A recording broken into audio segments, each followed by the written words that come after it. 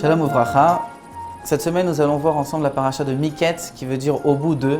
Au bout de quoi? Eh bien, au bout de 2 ans après l'histoire de Vayeshev, donc après que Yosef ait interprété les rêves au maître échanson et au maître panetier, eh bien, Pharaon rêve à son tour et donc fait 2 rêves que Yosef va interpréter. Alors, dans un premier temps, on va essayer de voir comment se compose la paracha. Alors, première partie, comme on l'a dit, les rêves de Pharaon. La deuxième partie, la suite de l'histoire de Yosef en Égypte. La troisième partie, la rencontre avec ses frères, Yosef et ses frères. La quatrième partie, la rencontre avec son frère de père et son frère de mère, donc qui était Binyamin. Et enfin, la cinquième partie, la coupe, entre guillemets, magique de Yosef. On verra en fin de paracha quelle était son histoire. Alors, on va commencer par les rêves de Pharaon. Pharaon rêve de rêves extrêmement bizarres, qui n'arrivent d'ailleurs pas à faire interpréter par tous ces magiciens qui étaient réputés pour être professionnels en la matière, donc des bons interpréteurs de rêves. Donc il raconte à son entourage, voilà, je me trouvais au bord d'un fleuve. En réalité, Pharaon était sur le fleuve. Ça aura son importance dans l'histoire tout à l'heure. Donc lui, il dit à son entourage, je me trouvais sur le bord du fleuve, ne voulant pas dire qu'il se trouvait sur le fleuve, puisque le fleuve était la divinité égyptienne. Et puis de ce fleuve-là, je vois sortir 7 vaches bien grasses, et puis juste après, 7 vaches extrêmement maigres, auxquelles on voyait les côtes.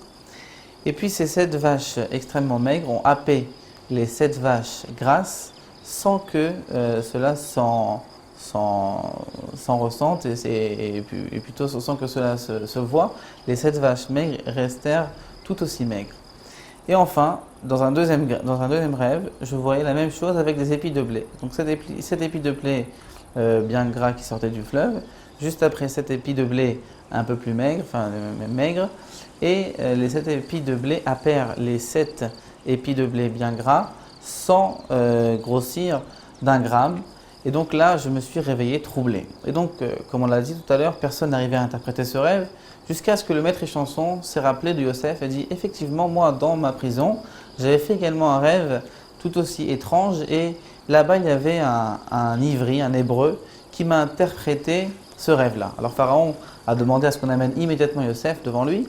Et puis Yosef a interprété le rêve, mais a commencé à dire à Pharaon « Sache que tu ne te trouvais pas au bord du fleuve, comme tu l'as soutenu face à ton public, mais tu étais sur le fleuve. » Alors là, Pharaon a été interpellé, s'est dit, on dirait qu'il a rêvé le rêve avec moi.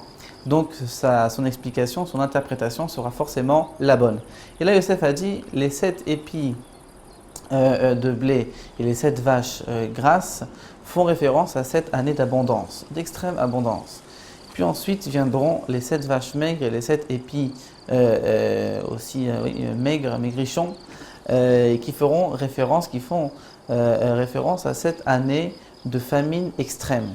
Et ces 7 années de famine extrême seront tellement terribles que l'on oubliera qu'il y avait eu avant eux 7 années d'abondance. Donc ce qu'il faut faire, c'est il faut créer des hangars, il faut créer une structure afin de pouvoir emmagasiner toutes sortes de récoltes et de nourriture pour pouvoir supporter les 7 années de famine qui s'abattront sur le monde entier après ces 7 années d'abondance. Quand Pharaon a vu que l'interprétation était correcte, il a immédiatement nommé Yosef comme vice-roi. Il lui a dit, écoute, puisque c'est toi qui m'as donné l'interprétation et que tu as l'air d'être quelqu'un d'extrêmement savant, prophète, donc je te nomme vice-roi d'Égypte et tu seras responsable du pays tout entier. Personne ne pourra faire quoi que ce soit sans ton accord.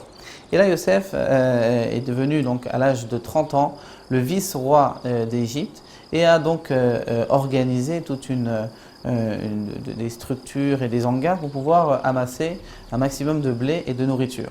La Torah nous raconte ensuite que Yosef a épousé Osnat et a eu avec elle 2 enfants, qui était le premier Ménaché et le deuxième se prénomma Éphraïm.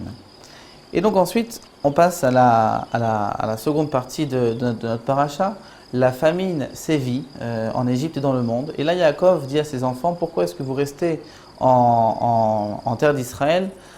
Pourquoi est-ce que vous ne faites pas comme tout le monde, aller chercher du blé en Égypte? J'ai entendu qu'il y avait là-bas de quoi manger. Et donc là, les enfants partent, les enfants de Yaakov, qui étaient au nombre de 10, puisque Yaakov Avinu n'a pas voulu laisser partir son dernier fils qui était Binyamin.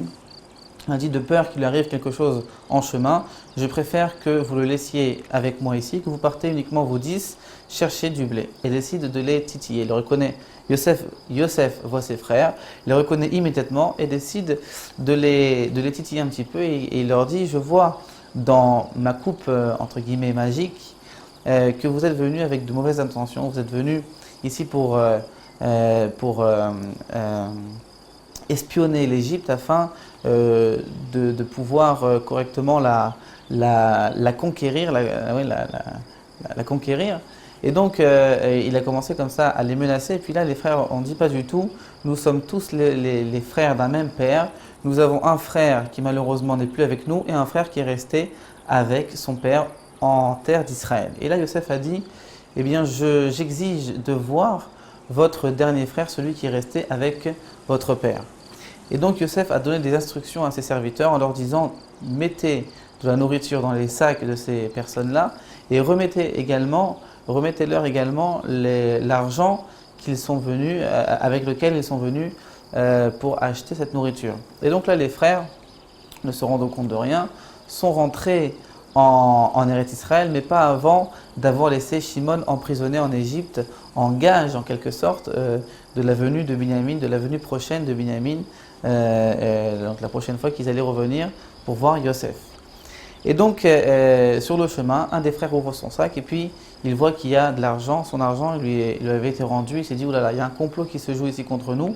Et puis quand ils sont arrivés en Eretz Israël, chacun a pu constater que dans son sac, il y avait l'argent qu'ils avaient amené pour pouvoir acheter cette nourriture. Donc ils se sont dit, on veut ici nous accuser de vol. Donc on va rester un maximum de temps en Eretz Israël, on va pas y retourner de sitôt, on va un peu laisser passer l'orage, peut-être que d'ici là, ils auront oublié un peu cet épisode.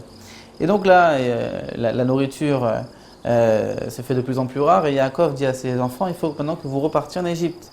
Alors là, ses enfants disent, mais on ne peut pas repartir si tu ne nous confies pas Binyamin, puisque sans Binyamin, le chef là-bas, le vice-roi d'Égypte, ne veut pas nous voir et donc ne nous fournira pas non plus de quoi nous nourrir.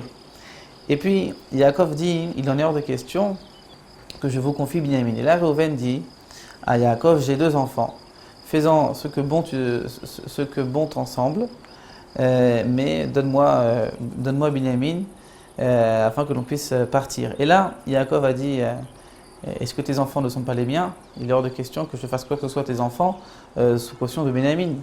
Alors là, Yehuda arrive et puis dit, moi je me porte garant de Binyamin. Donc Yaakov accepte finalement à contre-cœur, certes, mais accepte de laisser partir son fils Binyamin. Et quand ils arrivent en Égypte, Yosef reconnaît immédiatement son frère et puis il le bénit de Yochnecha béni. Il lui dit que Dieu te donne la grâce, mon fils. Donc il fait une bénédiction comme ça à ses frères. Et donc là, Yosef a du mal à se contenir. Il rentre rapidement dans ses appartements privés pour pouvoir un petit peu lâcher toutes ses émotions. Il pleure à bon coup. Il libère Shimon et puis il invite tous ses frères à un repas. Et puis dans ce repas, il donc distribue de la nourriture bien entendu à ses frères et il les installe par ordre chronologique. Donc au début c'était Reuven, ensuite Shimon. Et donc ses frères s'étonnent et puis il voit que Yosef tape sur sa petite coupe en argent et puis dit Reuven était le premier, mets-toi ici. Shimon le deuxième, mets-toi là. Donc ses frères constatent qu'il est peut-être un magicien, un devin. Et donc le repas se passe correctement. Et à la fin du repas, Yosef donne exactement les mêmes instructions qu'il avait données la première fois. Et il demande à remettre donc du fourrage dans les sacs de ses frères. Et en plus, il demande de remettre sa petite coupe en argent dans le sac de Binyamin. Et puis donc les frères s'en vont. Et au bout de quelques foulées, ils sont rattrapés par les gardes de Yosef qui les ramènent au château Et puis Yosef les accuse de vol. Il dit, il y en a un d'entre vous qui m'a volé ma petite coupe en argent qui me permet de connaître l'avenir. Et puis là, les frères disent, il en est hors de question, si c'est vrai, eh bien que celui qui a volé cette coupe-là soit serviteur de notre maître. Et puis là, ils ouvrent chacun leur sac et malheureusement, pour Yehuda et ses frères, on trouve la coupe en argent dans le sac de Binyamin. Alors là, Yosef immédiatement dit, Binyamin est un voleur, donc c'est lui qui sera mon esclave. On verra la semaine prochaine comment Yehuda réagira à cette annonce qui était terrible, non seulement pour lui, puisqu'il s'était porté garant de son frère, mais également pour son père, à qui on avait déjà enlevé son premier fils chéri, qui était Yosef. Shabbat Shalom.